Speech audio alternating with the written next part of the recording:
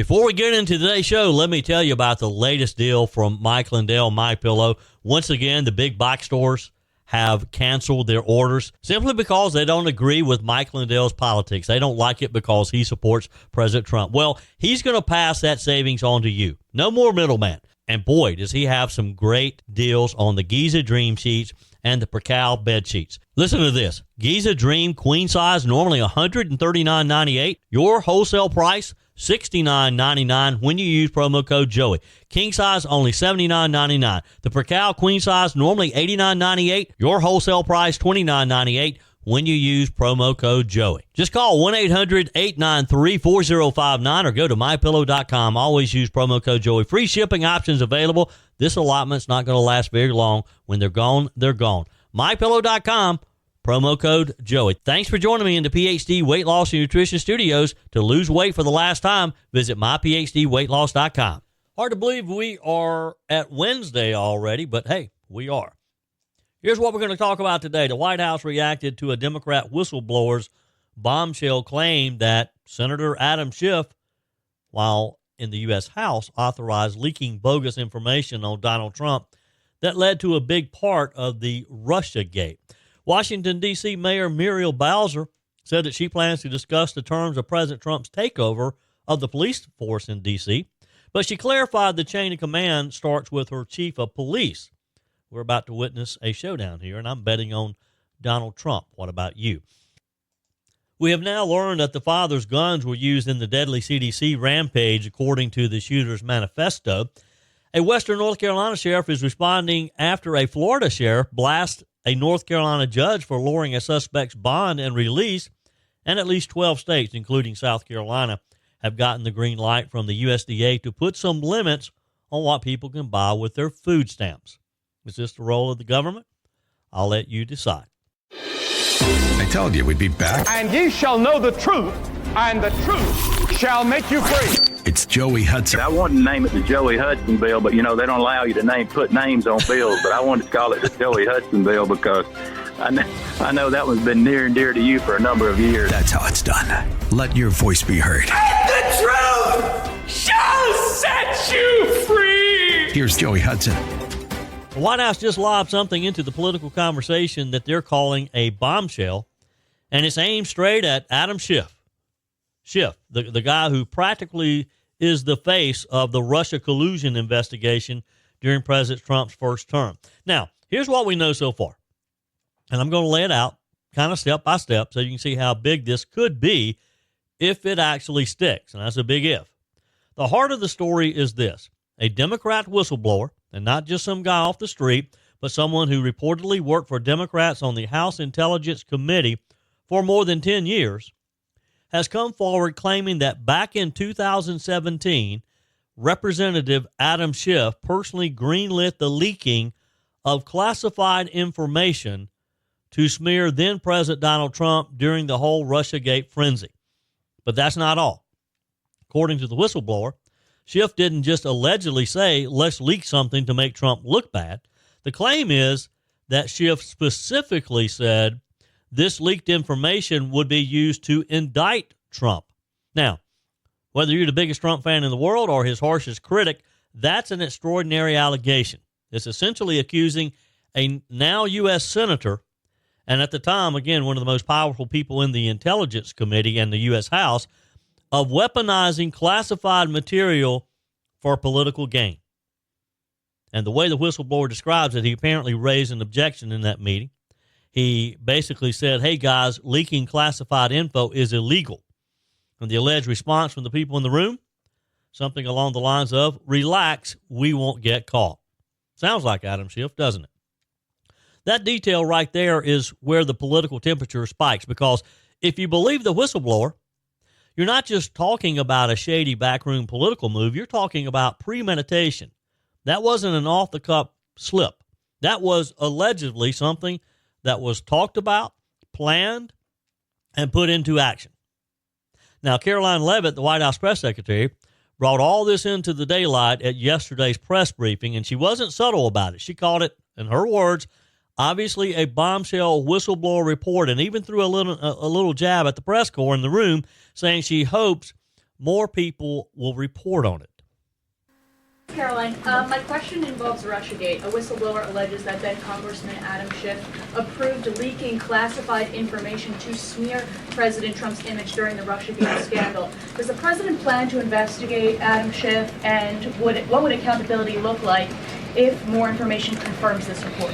The president has already said he wants to see Adam Schiff held accountable for the countless lies he told the American people in relation to the Russiagate scandal. I brought Tulsi Gabbard out to this podium to talk to you about all of that, and this administration is taking accountability very seriously. As for this new FBI whistleblower report, I understand Kash Patel last night declassified a 302 FBI document showing that a whistleblower who is a Democrat, a career intelligence officer who worked for Democrats on the House Intel Committee for more than a decade, repeatedly warned the FBI in 2017 that then Rep. Adam Schiff had approved leaking classified information to smear then President Donald Trump over the Russiagate scandal.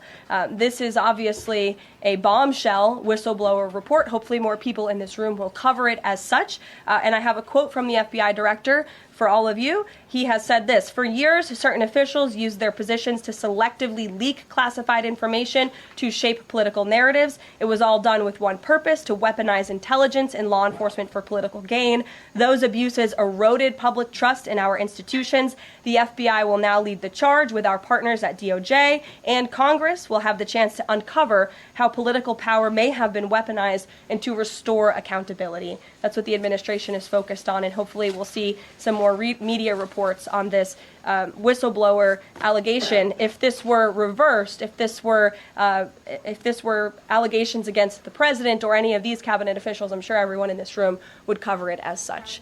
Elizabeth, go ahead. Thanks, Caroline. And she's right. This needs to be explored. The mainstream media, all media for that matter, needs to look into this. And if there's something to it, then we need to be investigating Adam Schiff. Ms. Levitt went on to explain that this came from a 302 FBI document. That's basically an FBI report that Kash Patel had declassified. You probably remember Patel from the first Trump administration. He was a central figure in pulling apart the official narrative around the Trump-Russia investigation. Levitt read a section of that FBI document that said, in this 2017 meeting, Schiff stated the group would leak classified info that was derogatory to Trump and that this info would be used to indict him. That's in black and white in the report. The whistleblower also told the FBI that when he pushed back, other members of the meeting reassured him, hey, we're not going to get caught. Now, Ms. Levitt also quoted Kash Patel directly at the podium. Patel's take? That for years, certain officials used their positions to selectively leak classified information to shape political narratives. We knew they were doing it when it happened. We just didn't have a way to prove it. Now, maybe with the information that this whistleblower is bringing forward, maybe we can prove it. And maybe, just maybe, people like Adam Schiff will be held responsible. And that's the goal of these leaks was political gain. There's no doubt about it. Patel said that those abuses eroded public trust in institutions and that now the FBI and the Department of Justice needs to lead the charge in uncovering exactly how political power might have been weaponized. If that sounds like fighting words, well, they are, because they're aimed right at one of President Donald Trump's longest-running political foes, Shifty Schiff. Because let's be honest here, Trump and Schiff have been going at it for years. Schiff was front and center during the Russia investigation. He led the he was the House manager during Trump's first impeachment trial in 2020. He was one of the loudest voices promoting the claim that Trump's 2016 campaign colluded with Russia, which we all know now was bogus. A claim that, again, multiple investigations failed to prove. So for Trump's team, this isn't just about accountability. It's kind of like settling an old score too, right? Ms. Levitt made it clear when reporters asked if Trump plans to investigate Schiff. Her answer, Trump has already said he wants to see Adam Schiff held accountable for the countless lies he told the American people in relationship to the Russiagate scandal. Now, some people are going to say, well, Donald Trump's just using his government to go after one of his political enemies. But the fact is that we were all lied to. The American people should be offended. The American people should be very upset with Adam Schiff if, in fact, again, this proves to be accurate. That this man led this country to believe, and there was a lot of chaos going on then, because he attacked our president, the American president. So, yes, this is more than just Donald Trump settling a no score. This is Donald Trump making sure that the American people who were lied to get the truth. Now, again, there's a big but here. Schiff's office isn't sitting quietly in the corner while all this swirls around. They responded fast and hard, calling the whistleblower's claims absolutely and categorically false. They labeled it as the latest smear, here it comes, from Trump's allies. Yep, they're going to blame Trump, saying it's just meant to distract from plummeting poll numbers and, interestingly, the Epstein file scandal. They're trying to say that Trump's trying to divert the nation's attention from the Epstein file folders. We'll see. But, folks, this could be big. This could be the downfall of Adam Shifty Schiff. America is in a health crisis, and by America, not just strangers across the country. It's personal. Me, you, friends, and family. And a major cause? Excess weight. Joey Hudson here. The solution isn't expensive shots like Ozempic.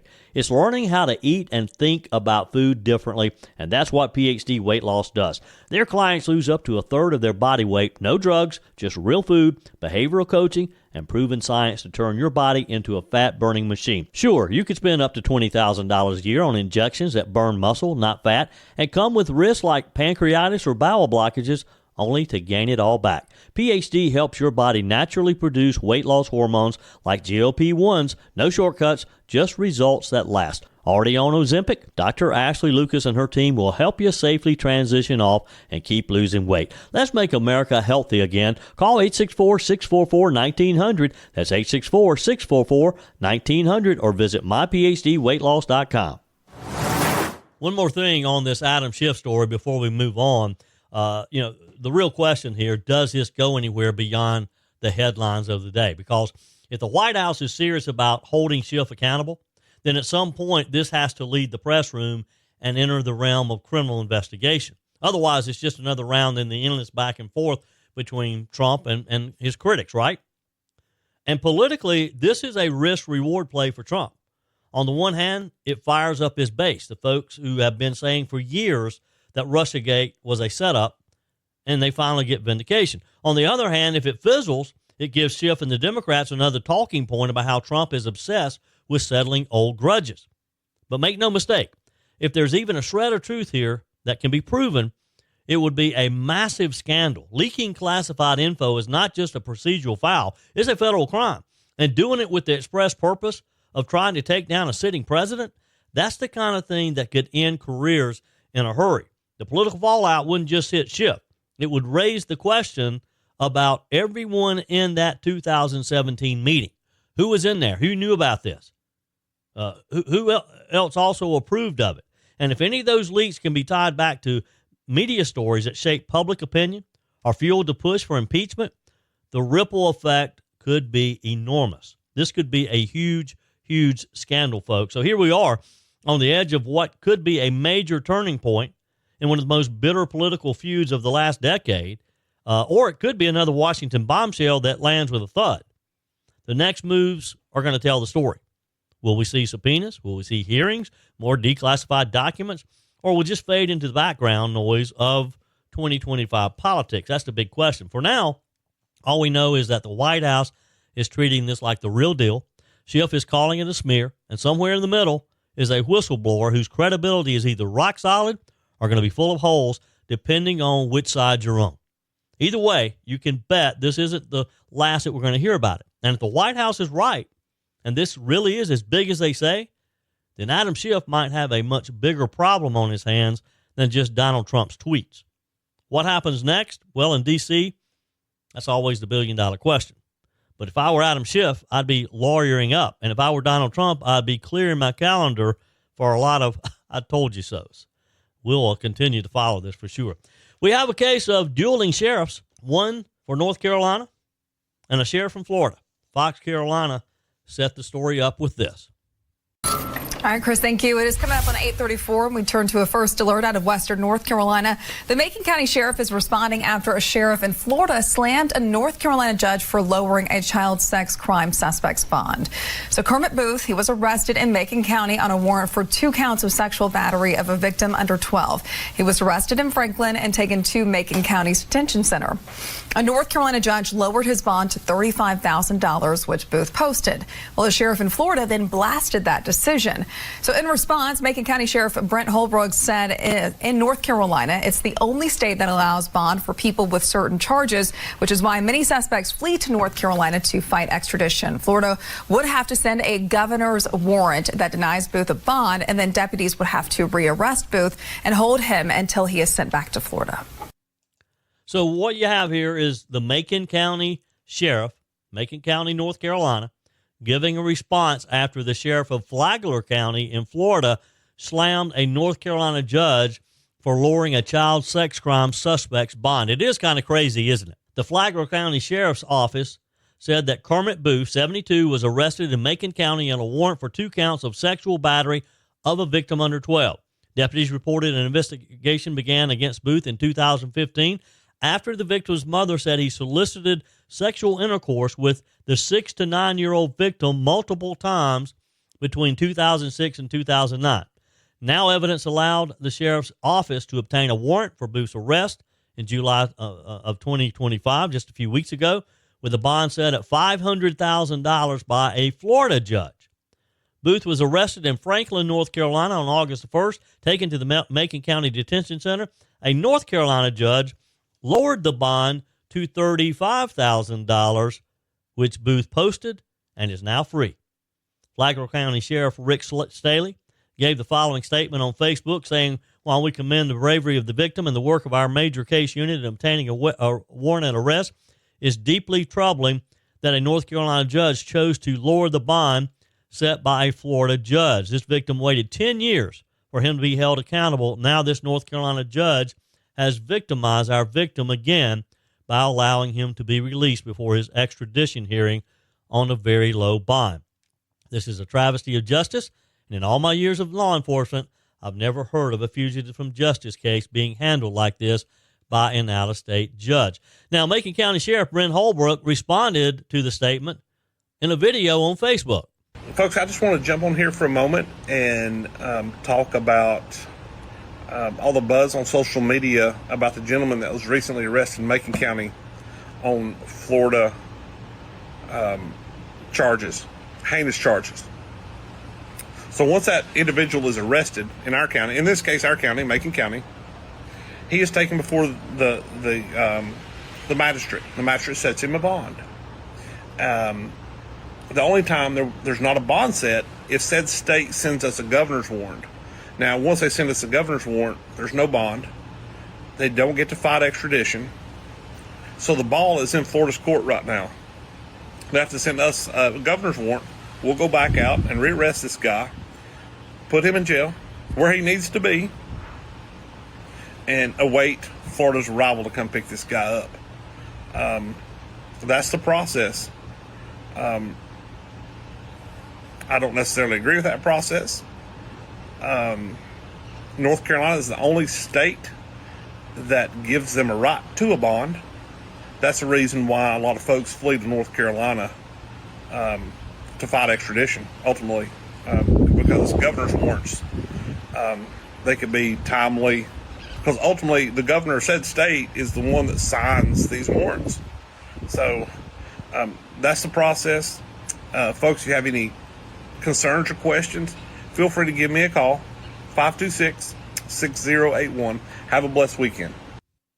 All right, I think this is a lot of mumbo-jumbo legal terms. Is there any situation that you can think of, and I'd love to get your feedback, text me, email me, joe@joeyhudson.com. You can leave me a message on the My Pillow message line, 864-477-JOEY.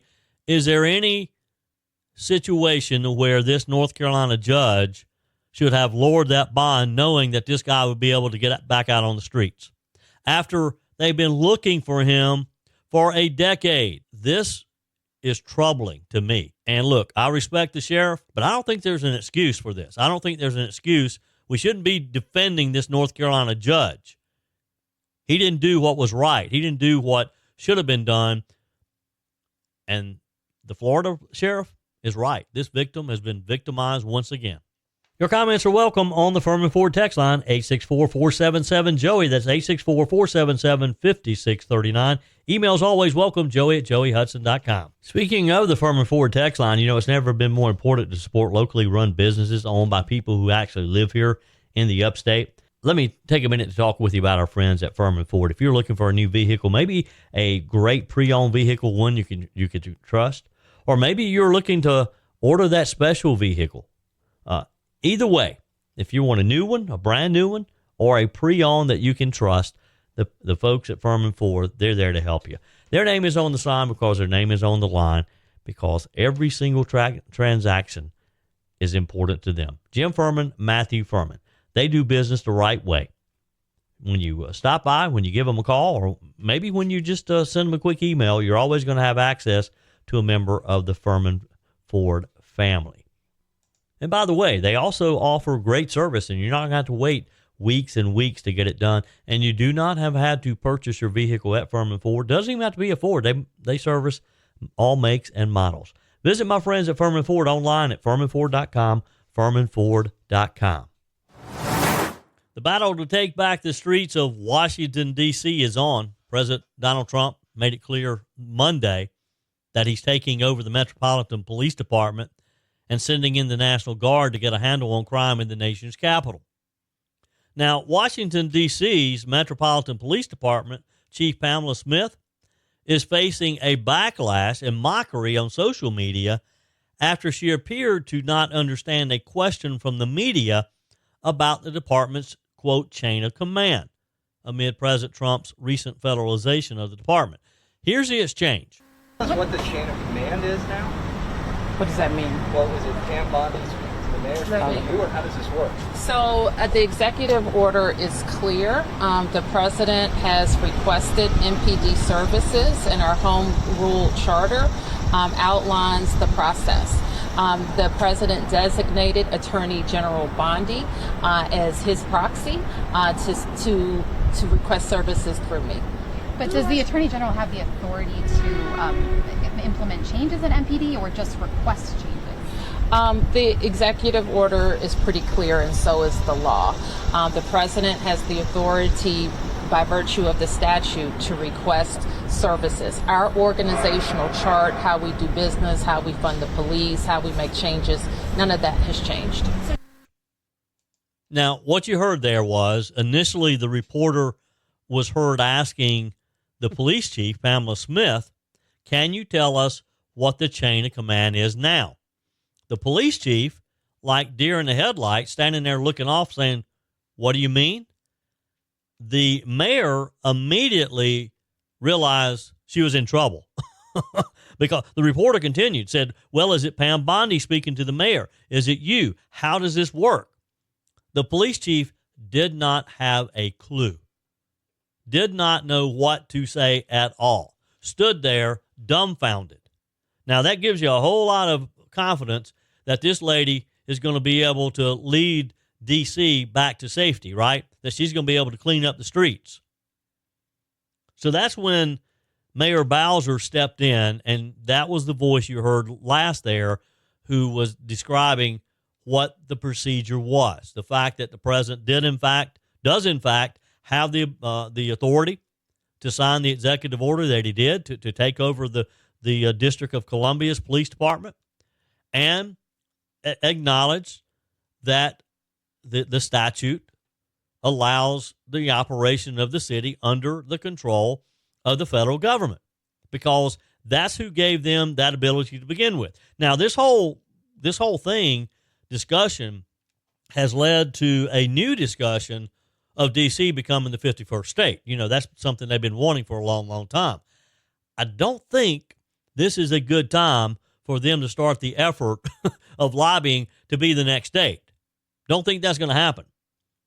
So Mayor Bowser said that she plans to discuss the terms of President Trump's takeover of the police force, but she clarified again that the chain of command is through her chief of police, Pamela Smith. Bowser said, Chief Pamela Smith is the chief of the Metropolitan Police Department. It has 3,100 members who work under her direction. She also said the district has asked for all federal officers deployed to Washington to wear identifying clothing, an issue in the Trump administration's immigration raids where they say that ICE is coming in not wearing badges, not wearing uniforms, and covering their faces. Now, other officials have objected to Trump's action as well. Delegate Eleanor Holmes Norton and Maryland Senator Chris Van Hollen, both Democrats, said they'll reintroduce legislation in Congress to give the district authority over its National Guard and police. In a statement, Norton said that the takeover is an historic assault on D.C. home rule, is a counterproductive, escalatory seizure of D.C.'s resources to use for purposes not supported by D.C. residents, and is more evidence of the urgent need to pass my D.C. statehood bill. It ain't going to happen, lady. Look, I think what the citizens of D.C. want when you're talking about those resources, I think they want to feel safe.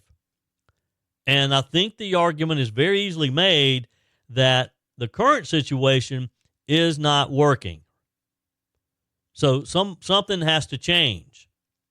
The D.C. Council denounced the move as a manufactured intrusion on local authority and pointed out that the National Guard has no public safety training or knowledge of local laws. Well, look, evidently your police officers don't either, because they haven't been able to get the job done. You've got people assaulted on the streets downtown Washington, D.C. This is not some crime-infested drug area. This is in some very nice areas of D.C. And you can't feel safe anywhere because you got these young punks, as Janine Pirro calls them. You got these young thugs running loose. They're 13, 14, 15-year-old, and they know that they won't be held accountable. They'll go to family court, and the judge will say, well, you need to get back to school, young man. Bowser said that she had talked to U.S. Marshal Services after President Trump's announcement about how the federal deployment would work. Police Chief Pamela Smith said at the press conference that the extra help could be a benefit in executing warrants and beefing up patrols in areas with high rates of violent crime, per the New York Post. She said, our relationship with our federal partnership is not new. We do this on a daily basis. Meanwhile, Megan McArdle agrees that crime is a big problem in D.C., though the president's solution is harebrained. Now, she's a Washington Post columnist. She's always happy to criticize Donald Trump when she thinks he's wrong. But in her latest column, surprisingly, Ms. McArdle writes that Trump is correct in asserting that crime and disorder is a major problem in D.C. You see, that's part of the problem there. A lot of people don't want to admit that this is a problem. You have some of the Democrats walking around saying that Trump is overreacting, saying there's really not a problem with crime in D.C. because some of the reports say that violent crime is down in the district. Trump's critics keep saying that, but the bar is pretty low. Let me throw some numbers out at you. D.C. had 187 homicides in 2024, which was indeed a big drop from the previous year. That still puts it at out to 27 per 100,000 residents that are affected by crime. Compare that to cities like Boston, which scores at 3.7 per 100,000, New York 4.7, or Los Angeles 7.1 per 100,000. Now keep that in mind. D.C. had 187 homicides in 2024, which made it 27 per 100,000 residents. The next highest is 7.1 of Los Angeles. So when they're talking about that there's been a big drop and major crime is down, it had a long way to go and still has a long way to go. Vehicle thefts tell a very similar tale. And Ms. McArdle pointed out, as with cancer, saying that crime is somewhat less of a problem doesn't quite cut it, she wrote. McArdle wrote, this is the capital city of our country. We ought to be able to do at least as well as other major cities. And to be clear, she views Trump's move to bring in the National Guard and federalize the police force as harebrained. In other words, though, she writes, the president is correct about the problem, but wrong about the solution. She wrote, and her column kind of digs into what she views as better remedies. She likes the idea of more police officers, better training, more innovative policies, not to be read as soft policies throughout the legal system. Now, she didn't get specific with how they're going to get more police officers. I mean, isn't that what's happening when he sends National Guard in? More boots on the ground? She doesn't get specific with some of the innovative policies that she refers to. I'm not sure what innovative policies can stop this other than just having more officers on the street and locking these kids up. She gave us an example, D.C.'s Department of Corrections. She says it needs to pioneer new approaches that Republicans and Democrats can live with. Sanctions focused on deterrence and incapacitation, not retribution or political showmanship. So what can you do in deterrence? Well, I'll tell you what you can do to put a message of deterrence out there. And that's to let these young kids know that there are consequences. If they know that they can do this, get by with it, and just get a slap on the wrist, they're going to keep doing it, right? So the only way you can deter it is to let them know, let them to be afraid of the consequences. Let them fear being arrested, and let them fear sitting in juvenile detention for a long, long time. That's how you deter it. There's no magic bullet here. It's been proven for many, many years. If you're tough on crime, you eliminate crime. It's just that simple. There's so much going on these days in the headlines that it's kind of like the shooting at Emory last week is not getting nearly the attention that it deserves. Last Friday in Atlanta, a police officer, a Marine Corps veteran, Officer David Rose, was gunned down outside the CDC headquarters in what's being described as a politically motivated attack by a man furious over COVID-19 vaccines. So here's some of the facts. The shooter, 30-year-old Patrick Joseph White, fired 200 rounds. Yes, 200 rounds into 6 CDC buildings. He was using his father's guns, which he broke into a safe to get. This wasn't a spur-of-the-moment thing. This guy left behind what authorities are now calling a manifesto, in his words, laying out his anger over COVID vaccines and his health issues after allegedly receiving a shot. Now, regardless of what you think about the COVID shots, and we all have our opinions on that, we all know just what a horrible, horrible time we lived through. You look back on it now and you think about what we had to deal with during COVID, and you think, that was just a bad movie. That was a bad Hollywood movie. No way that was real, but it was. And there are people who are still having to deal with the consequences of COVID, even though it's been a few years now since it's passed. Now, but let's be clear with this. As angry as many of us are over how we were treated, what this man did was horrific, indefensible, a tragedy. He took an officer's life, a hero who served in Afghanistan, who had only been on the job a few months. And that officer leaves behind a wife, a family, and a grieving department. But here's what I want you to know. And here's what we have to think about. Were there red flags that were missed? Where was the system? This man had been reported 3 times in the last year for suicidal thoughts. Once for stealing a gun out of his father's locker. And yet he still was walking around free with access to firearms and enough anger to turn the CDC into a war zone. Now, I get it. A lot of these things you can't help and infringe on someone's freedoms as well.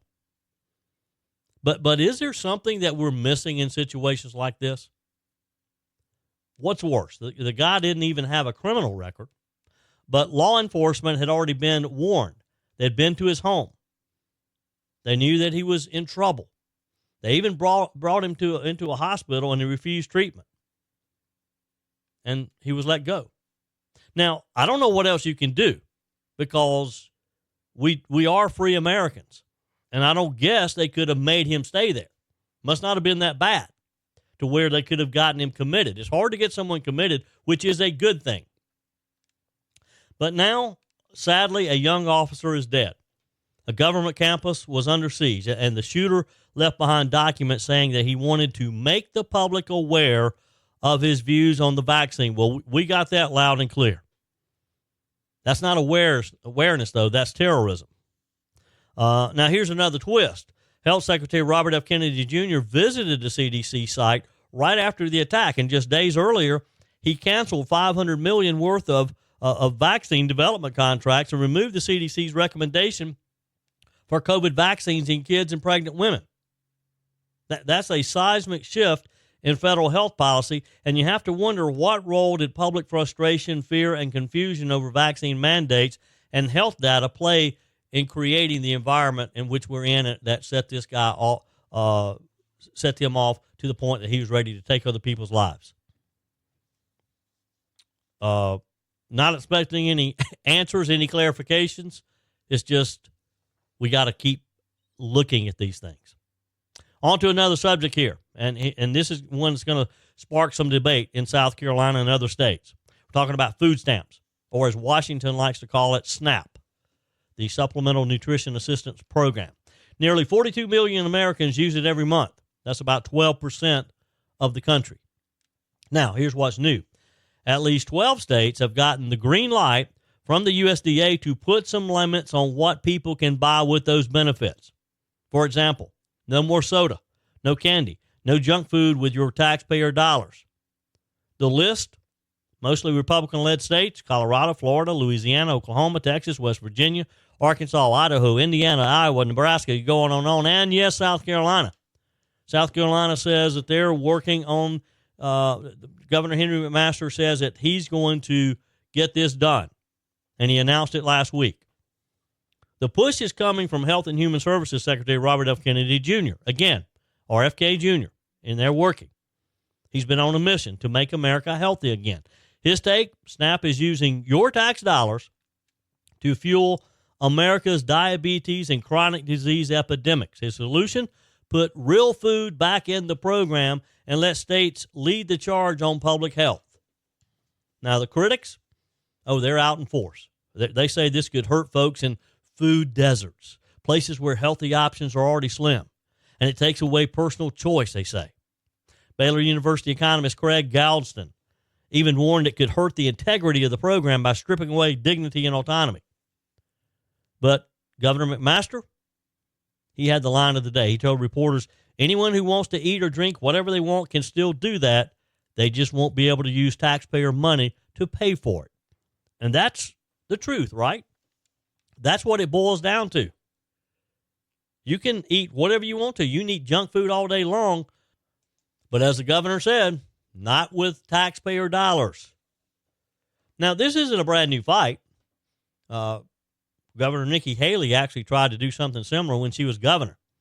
But the Obama administration said no. Back then, the idea didn't have much support. Now, times have changed. There's more agreement that diet and health are connected and that taxpayers shouldn't be footing the bill for your Mountain Dew habit.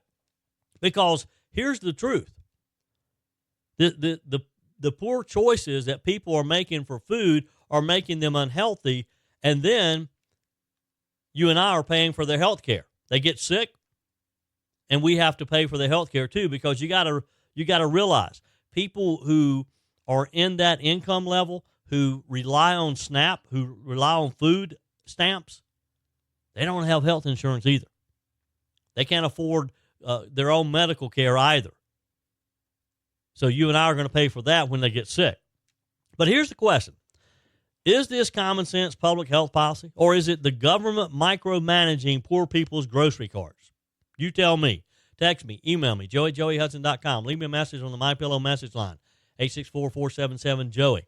Always use promo code Joey when you go to MyPillow.com, and you'll get the very best price on every item that Mike Lindell has. For example, he has a great deal on the getting back to the basics of the MyPillow, what made his company famous. The standard MyPillows now, When you use promo code Joey, you're going to get them for $19.98. It gets even better. For a limited time, they're going to offer entire classic collection, including the queen size pillows for $24.98. The king size you can get for $29.98. Get the body pillows for $39.98. Again, you always have to use promo code Joey when you go to mypillow.com or call 800-893-4059. But back to my question. Is this common sense public health policy, or is this a government overreach? You tell me. I'd love to get your feedback. You know where I stand. Taxpayer money should be for essentials, not Oreos. But I want to hear what you think. Should states be able to say, hey, no soda, no candy with SNAP benefits? Or is that just crossing the line? Is that considered the food police? Is that going way overboard? I think when it's our money, when it's the government's money, which they just get it from you and me, I think that we can set up parameters like this, especially when you know that it's just going to benefit the overall health of the public.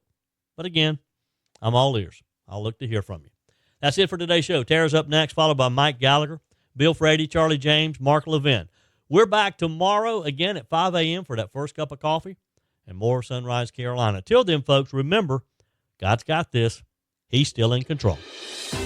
That's it for today's edition of Just the Truth. Thanks for joining me in the PhD Weight Loss Studios. To lose weight for the last time, visit myphdweightloss.com. If you haven't joined my mailing list yet, visit my website, joeyhudson.com. Click on the Connect with Joey button so that you can receive our emails and the most up-to-date news. Also, join me on my YouTube channel. Be sure and like, comment, and subscribe. Just search for Joey Hudson. As always, thanks for spending a few minutes of your day with me. Do me a favor and forward this episode to a few friends. Just click on the share button and send to your contacts. We need to build an army of conservatives to win our country back, and we can do that by continuing to share the truth with our friends and family. Keep those comments coming via the Firmin Ford text line 864-477-JOEY. Email to joey@joeyhudson.com, and I love your messages on the MyPillow message line. Again, that's 864-477-JOEY, 864-477-5639. Be sure and take advantage of the MyPillow special, just $14.88 on the standard MyPillows when you use promo code Joey. Order online at mypillow.com or call 800-893-4053. We're back again tomorrow and hope you'll plan to join us. Until then, remember, God's got this.